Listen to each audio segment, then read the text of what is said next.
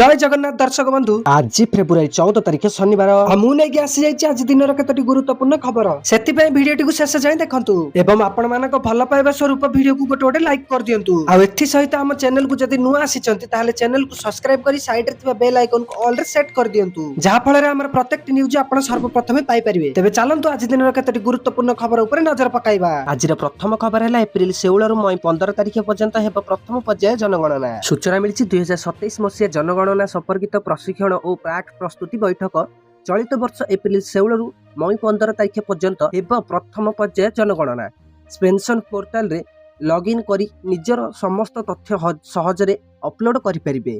राज्य गणनार निर्देशालय रे निर्देशक निखिल पवन कल्याण अध्यक्षतार स्थानीय रुस्कुलिया सम्मिलनी कक्षठारे गतकाली 2027 मसीह हेबाकु थिबा जनगणना संपर्कित प्रशिक्षण और प्राक प्रस्तुति बैठक अनुष्ठित होईछि तथा चलित वर्ष एप्रिल 16 मई 15 तारिख पर्यंत हेबाकु थिबा प्रथम पर्याय जनगणना को सुचारू रूपे संपादन करिबा पई श्री कल्याण समस्त क्षेत्र स्तरीय अधिकारी को परामर्श दैछंती। एथि निमते एप्रिल मास प्रथम 2 सप्ताह घर गणना और आत्मगणना करा जिवो एवं यह शेष हेबा पर जनगणना प्रक्रिया आरंभ हेबो। परवर्ती खबर एथर शीघ्र हेबो युक्त 3 और पीजी नाम लेखा एबे सूचना मिली आसंता शिक्षा वर्ष 2026 और 27 नाम लेखा पई एबेठु प्रस्तुति आरंभ करिछि उच्च शिक्षा विभाग।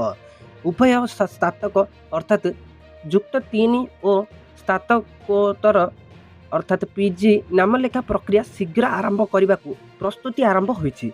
सेथि लागि एप्रिल 20 सुधा परीक्षा और जून 1 तारिख सुधा फल प्रकाश करने को समस्त विद्यालय विश्वविद्यालय कुल सचिव और कॉलेज अधिकता को चिठी करिछि उच्च शिक्षा विभाग तथा गत वर्ष भली चलित वर्ष मध्य युक्त 3 और पीजी नाम लेखा प्रक्रिया आगुआ आरंभ हेबो।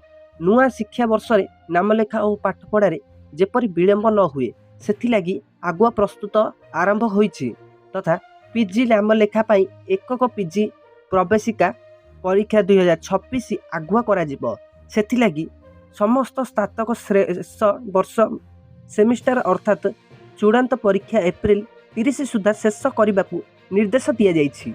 आसंता जून 1 तारिख सुधा परीक्षा फल प्रकाश करने को मध्य निर्देश दिया जाइछि।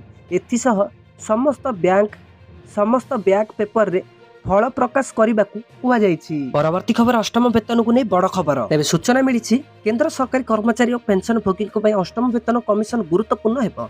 एही कमिशन सेमानकर दरमा भत्ता और पेंशन रे परिवर्तन पई सुपारिश करिवो। एही विषयटी संपर्कित राज्यसभा रे आलोचना होइथिला और सरकार किछि प्रमुख बिंदु स्पष्ट करिसंती तथा सरकार राज्यसभा रे कहिथिले जे अष्टम वेतन कमिशन एबे अनुष्ठानिक भाव में गठित होइछि।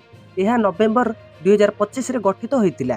कमिशन को एहार रिपोर्ट प्रस्तुत करने पई 18 मास समय दिया जाइछि। एहार अर्थ हेउछि एहा अर्थनीतिर पुंगानुपुंग गवेषणा और समीक्षा पर सुपारिश करिवो। रिपोर्ट दाखल हेबा पर सरकार नुआ दरमा और पेंशन केबे लागू हेबो ताहा निष्पत्ति नेबे। कुहा जाइछि जे यह जनवरी 1 2026 सुधा लागू होई पारे कारण सप्तम वेतन कमिशन कार्यकाल 2025 शेष दिन में शेष हो जाइथिला। तथापि सरकार एपर्यंत एक निर्दिष्ट तारीख घोषणा करि नाहांती।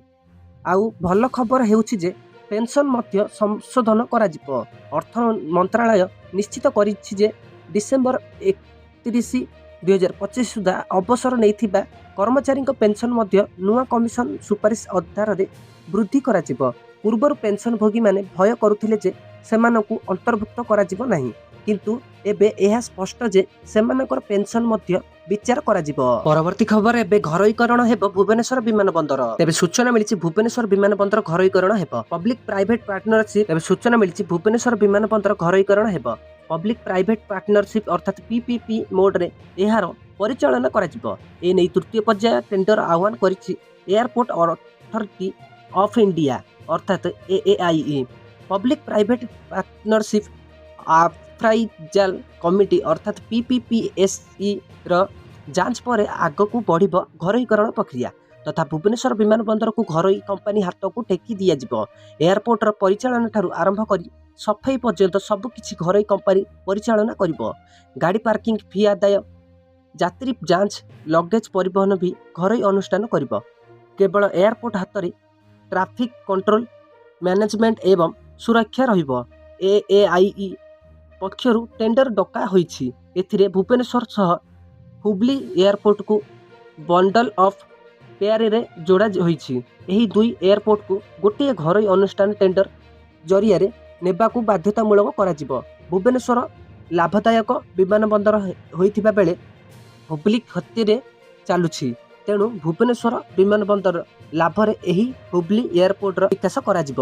ପରବର୍ତ୍ତୀ ଖବର 5 OAS ଅଧିକାରୀଙ୍କ ବଦଳି। ତେବେ ସୂଚନା ମିଳିଛି ରାଜସ୍ୱ ବିଭାଗ ପକ୍ଷରୁ ଶୁକ୍ରବାର ଦିନ 5 ଜଣ ଓଡ଼ିଶା ପ୍ରଶାସନିକ ସେବା ଅର୍ଥାତ OAS କନିଷ୍ଠ ଅଧିକାରୀଙ୍କୁ ବଦଳି କରାଯାଇଛି।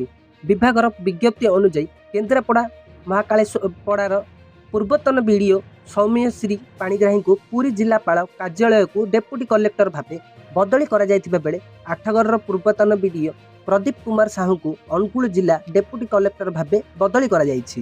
କେନ୍ଦୁଝର ଚମ୍ପୁଆର ପୂର୍ବତନ ତହସିଲଦାର ସଜତ ମାକ୍ସେଙ୍କୁ କୁଚିଣ୍ଡା ଉପଜିଲ୍ଲାପାଳ କାର୍ଯ୍ୟାଳୟର ଡେପୁଟି କଲେକ୍ଟର ଭାବେ ବଦଳି କରାଯାଇଥିବା ବେଳେ ଅକ୍ଷୟ କୁମାର ପରିଡ଼ାଙ୍କୁ ନିଆଳି ବିଡ଼ିଓ ଏବଂ ଧର୍ମରଞ୍ଜନ ପଣ୍ଡାଙ୍କୁ ରାଜସ୍ୱ ବିଭାଗକୁ ଫେରାଇ ଅଣାଯିବା ସହିତ କଟକ ତିଗିରିଆ ତହସିଲଦାର ଭାବେ ନିଯୁକ୍ତି କରାଯାଇଛି।